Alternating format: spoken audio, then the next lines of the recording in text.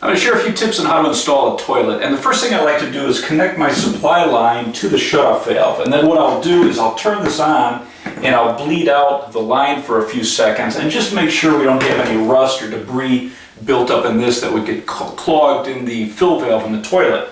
And then the next thing I like to do is I always get my bolt kit and I get an additional washer and nut. And what I'm going to do is I'm going to lock my bolts down onto the toilet flange. And so just by adding this extra nut and washer, it's going to lock the bolt in place on this flange. It's going to make it very easy to install, because if you're doing this project yourself and you hit the bolt, you can knock it loose, or if you're using a traditional wax ring, you can damage the wax ring. So I'm just going to use an adjustable socket. I'm going to lock down the bolts on the toilet flange.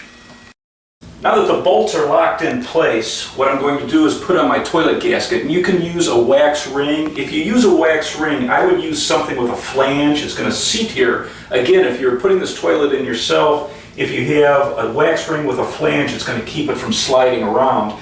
But I really like these sandy seals, and I'll put the information underneath the video. But they're reusable, they're repositionable, and what's great about this is where wax, once you compress it, you've destroyed it. So if you make a mistake as you're seating a toilet, and if you're using wax, you have a one try to get it done right. Where the sandy seal, you can do it a couple times. So it's very easy. It also fits over the bolts, so it helps you line it up real nice. So now I'll go grab the toilet and we'll set it on top of this. So now I'm going to pick up the toilet and I'm going to position it over the flange, and if you're doing this by yourself, you're only going to be able to see one side at a time. That's why it's another great reason to lock those bolts in place. If you hit them, they're going to stay positioned.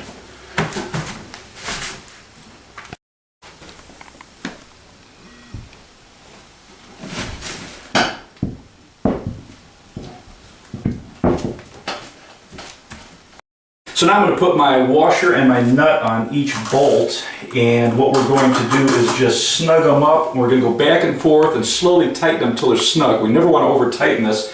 And if you have a helper, this is a good time where they can sit on this, or they can lift the seat and stand on the bowl, and what it'll do is compress that gasket so that you can snug this down real easy.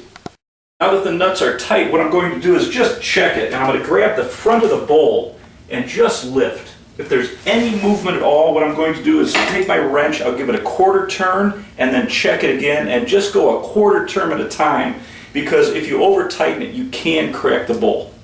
Now that the toilet's tight, what I'm going to do is connect the supply line to the fill valve, and I'm just going to hand tighten this, and once it's snug, I'll put a quarter turn on it with a channel lock.